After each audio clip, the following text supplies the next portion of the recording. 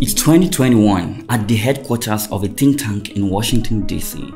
An official is looking into the activities of civil society groups in Nigeria when he suddenly discovers something shocking. The official notices that a certain group of guys, some with access to unlimited resources, will often organize protests in support of the ruling government. These protests usually come when there is a public outcry against a bill or an action by the Buhari-led government. And the protesters, who are often very few in number but passionate regardless, attack whoever speaks against the government. They spread disinformation about organizations fighting for humanitarian causes, and sometimes even file lawsuits to intimidate anyone that dares to challenge the Buhari-led government. After further digging, the official of this think tank uncovers the name of this organization fighting in support of the Buhari government. It was a non-governmental organization. So wait a minute, you mean to tell me that an NGO is being funded by the government to attack other NGOs and anyone that criticizes the administration? Yes, but it is much worse. With the research getting more interesting, this think tank located in the United States, which is known as the Carnegie Endowment for International Peace, discovers that there are 360 pro-government NGOs operating in Nigeria, and more than 300 of those started operating when Muhammadu Buhari became president of Nigeria in 2015. The groups were allegedly funded by politicians and their friends and had no track record of any social or humanitarian work whatsoever. Politicians setting up NGOs and civil society groups to help launder their image and sing their praises is a pretty good symbol of corruption in Nigeria.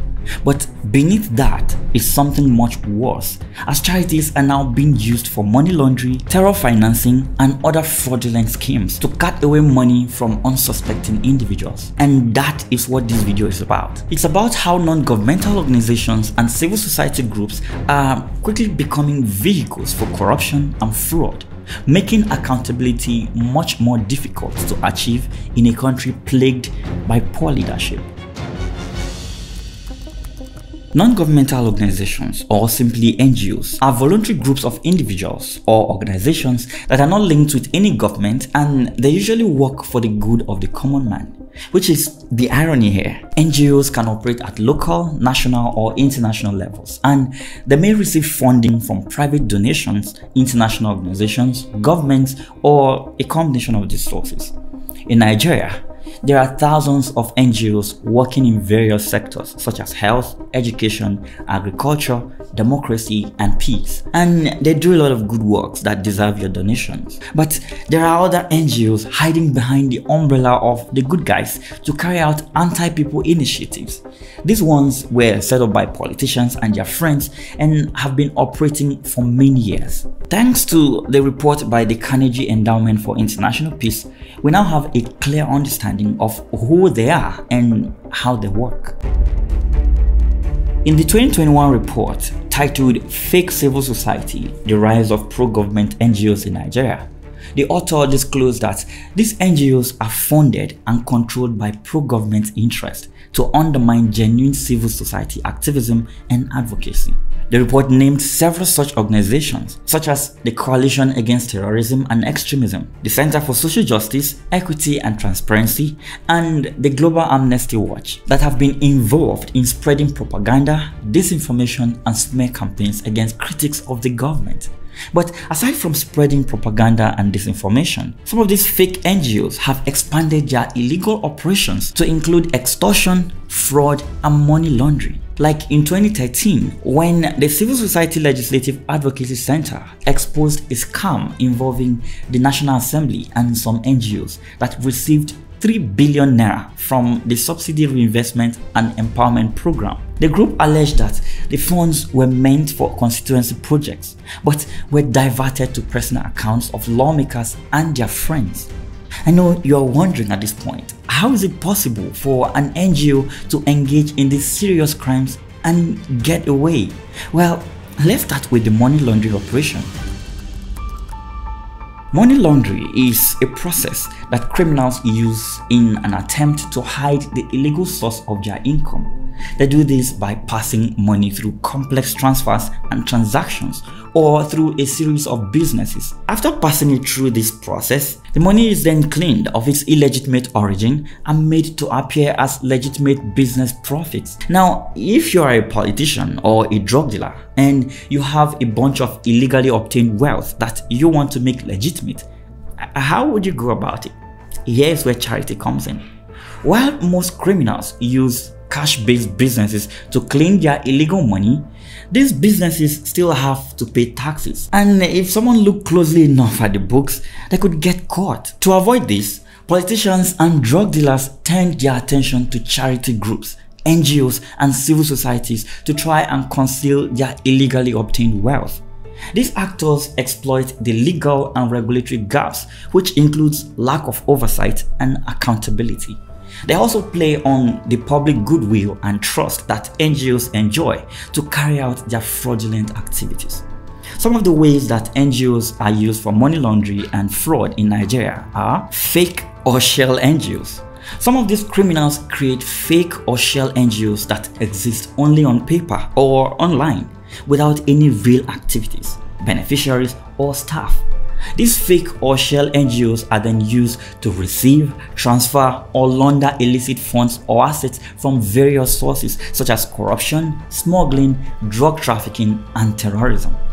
These funds or assets are then disguised as legitimate donations, grants, contracts, or even investments to avoid detection and scrutiny by the authorities or even the public. Remember, NGOs are not required to disclose their donors, so the donors can be just about anyone, even criminals and terrorists or drug dealers. So next time, if you're wondering why every corrupt and evil politician strives to own NGOs and other charity organizations, well, wonder no more. Another dark side to NGOs is the fraudulent schemes.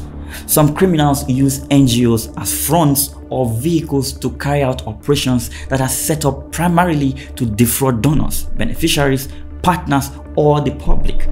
These schemes may involve soliciting funds for non-existing or exaggerated causes or projects, promising unrealistic returns or benefits for donations or investments, and even forging documents or signatures, something they recently said Nigeria is known for. And some are even known for using fake websites or social media accounts. When these monies are collected, the operators then loot the donations for personal benefits.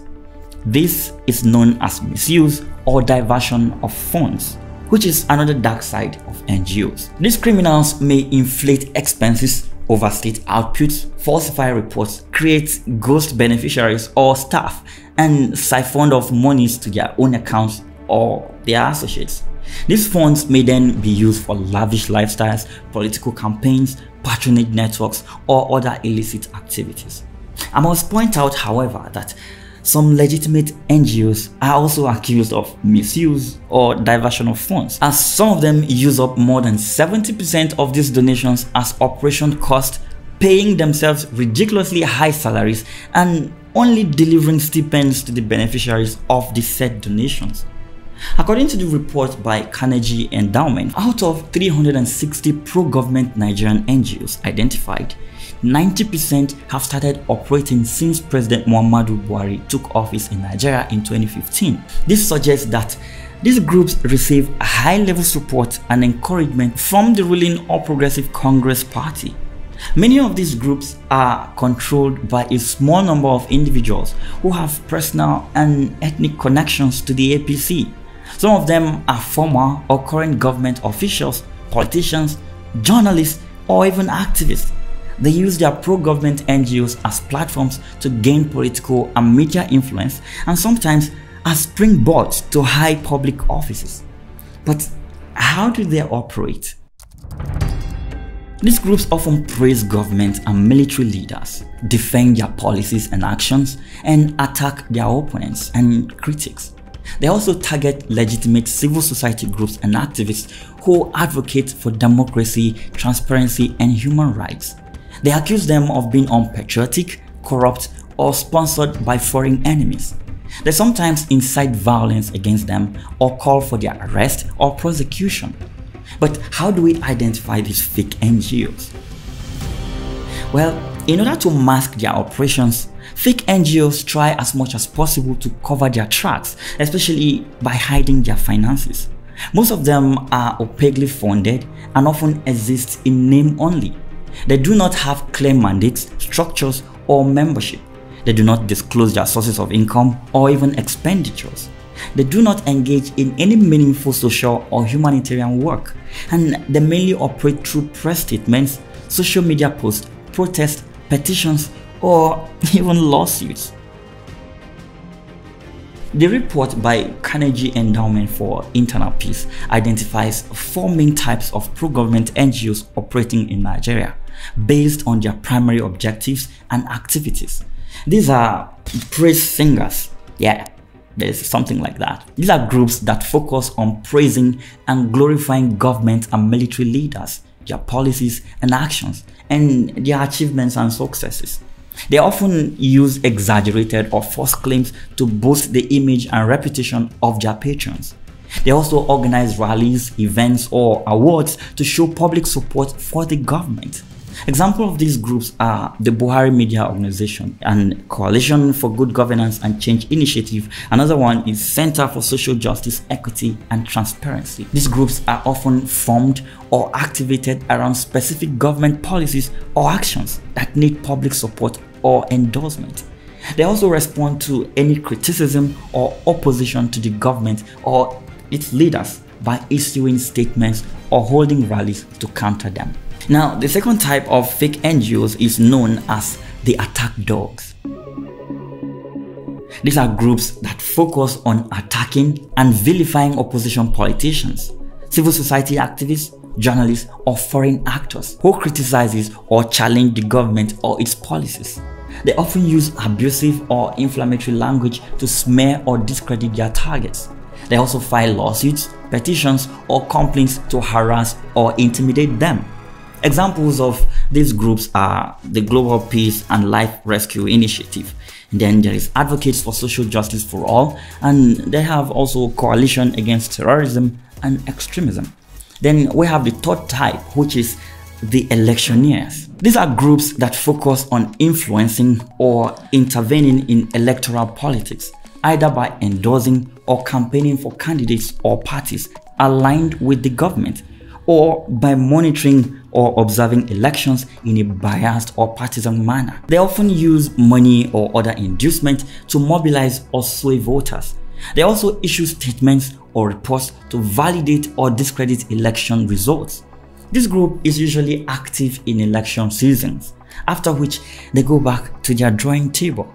They are usually very organized and act as the political structure of the ruling class. Then we have the last group, which is called the pretenders. These are groups focused on mimicking or impersonating legitimate civil society groups or causes, either by adopting similar names, logos, or mandates. They often use deception or confusion to divert attention or resources from genuine civil society groups or causes. They also seek to undermine civil society networks or platforms. These politicians and their friends setting up these fake NGOs, they know exactly what they are doing. By using these organizations to launder their image, they hope to avoid accountability from the public. And by using the same organizations to steal the public's money, they avoid all forms of prosecution, as they can report these funds as donations and get away with it. But having said all that, it is good to note here that NGOs are not all evil. There are some great NGOs doing some amazing work for humanity and contributing to the growth of Nigerian society. These NGOs monitor and evaluate the performance and actions of the government at all levels and expose corruption, mismanagement, as well as raise awareness of human rights violations.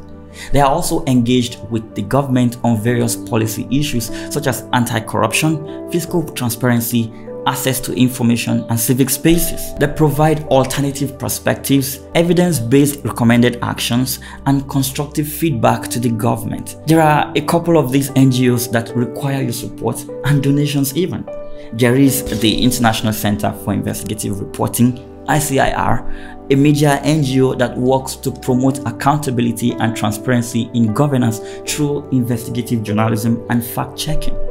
The ICIR also trains and mentors journalists and media organizations on investigative reporting skills and ethical standards. Note that I am not running a promo for them. I'm not affiliated with them, but they are doing a great work that requires your support. Another great NGO out there is the Center for Democracy and Development, CDD. It is a research and advocacy NGO that works to promote democracy and development in Nigeria and West Africa. The CDD monitors and evaluates the conduct of elections, the performance of democratic institutions, the implementation of development policies, and the state of human rights and civil society. They also produce research reports, policy briefs, newsletters, and podcasts on various topics of public interest. There are other NGOs like AIDS Prevention Initiative in Nigeria.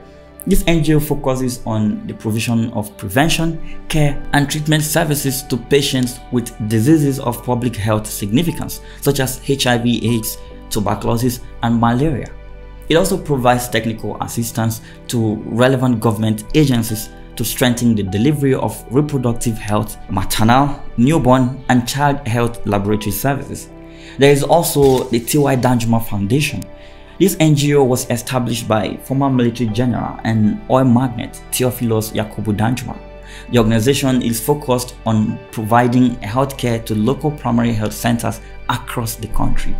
They provide drugs and other hospital equipment to primary healthcare centers across Nigeria. Now, these are just some of the many NGOs that are making positive impact and have a proven track record in Nigeria. They are doing amazing work and deserve recognition and appreciation. Hopefully, by knowing the real guys, following and supporting their works, we can identify the fakes and deal with them appropriately. Thanks for watching this one. If you found this interesting, you may want to check out this next video showing up on your screen right now, and I'll see you inside.